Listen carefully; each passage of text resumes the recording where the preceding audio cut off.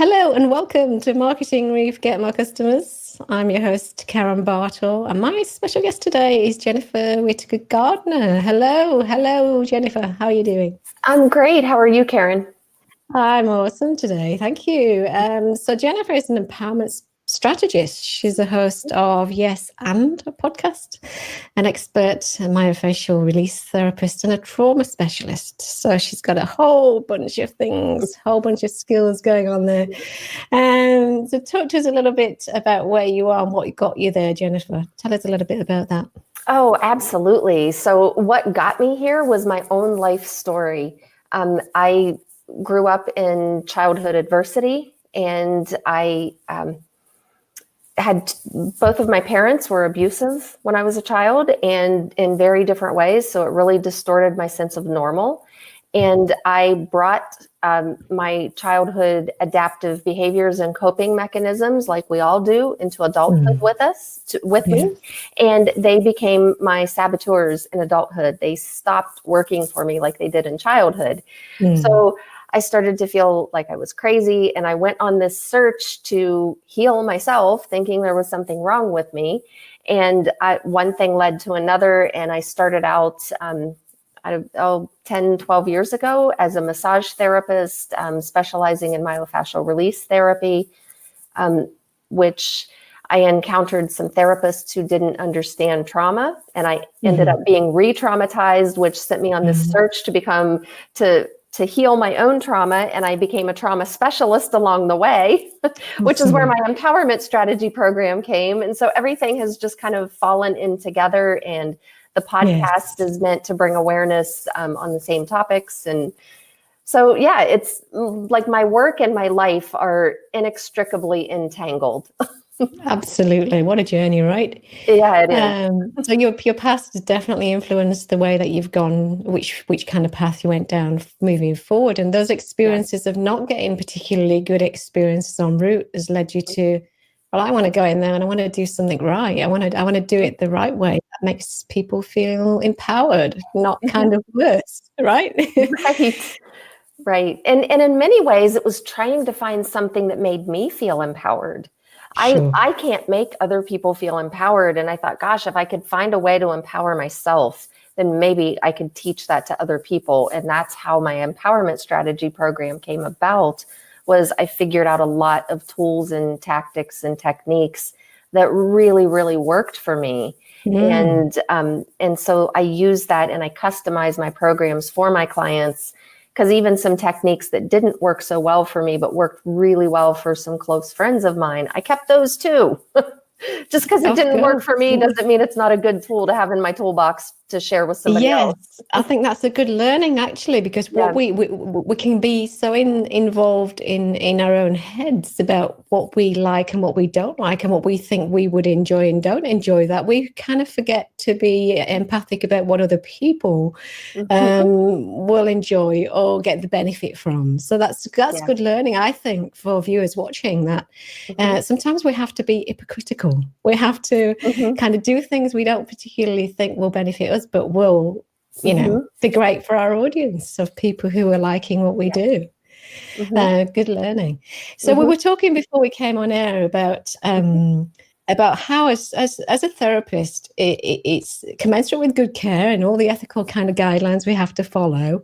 It's our job to empower people with the skills to go away and not need to come back. And that is a very different marketing strategy to a lot of people's businesses, whether you're a dentist or a fashion shop or a, whatever you are. You want repeat custom. You want people coming back. Convenience store. You want people coming in for their milk every day, right? You want them popping into your shop rather than going everywhere else. But for us as therapists, it's a little bit different in that we have to send our people off as soon as possible, obviously, making sure we don't send them off before they're ready, which is a very different strategy, different model of marketing and getting new, because we have to get new customers all the time. So tell us a little bit how that works for you in terms of how you build your business.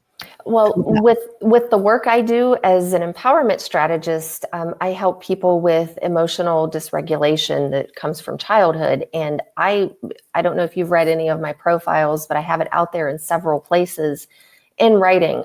I do not want lifelong clients. Because exactly what you said, it is my goal to see people get better and then go on their merry way. Yes.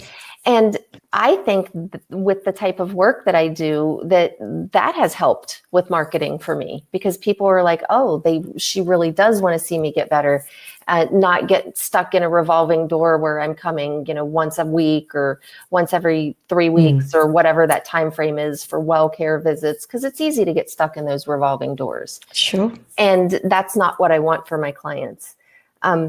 So that's really helpful. Probably the most powerful marketing technique for me over the years as a myofascial therapist, as an empowerment strategist, has been word of mouth.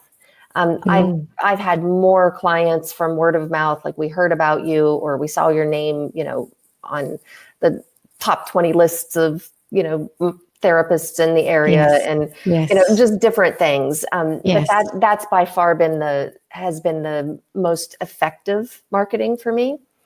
And that kind of makes a lot of sense, Jennifer, doesn't it? Because if you are empowering people to go on their way, on their merry way, to kind of do what they need to do by themselves and feel healed, feel empowered with the skills that they've learned, they're going to be your best advocates, right? They're going to be the people that want to tell the world about, the great skills that they've experienced, the experience that they've had with you.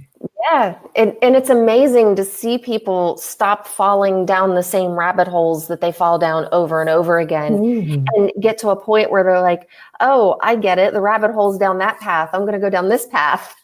Yes. And so it's really exciting to see clients have these aha moments and start to get better and, start to move forward in life and get beyond those stuck places. Yes. And, I'm with you on that completely. Now, we were talking also before we came on air, we were talking a little bit about, and you just in your intro there talked about how, our past often has a hold on us. It stops us from being able to do the things we want to do. And sometimes we don't know why, we don't know where it's come from. Sometimes we don't have a lot of insight into it. So for your clients that come to you with those kinds of, those holdbacks, and for yourself, you've kind of tried to follow what other people were telling you to do.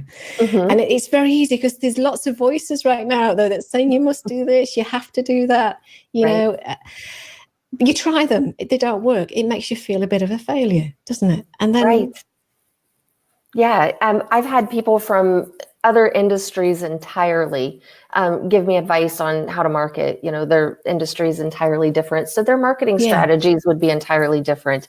And an example, one of the things I really, really teach my clients is how to identify body signals, and what those body signals, whether it be a sensation or an emotion, what are they trying to communicate to you? And I help my clients learn that for themselves.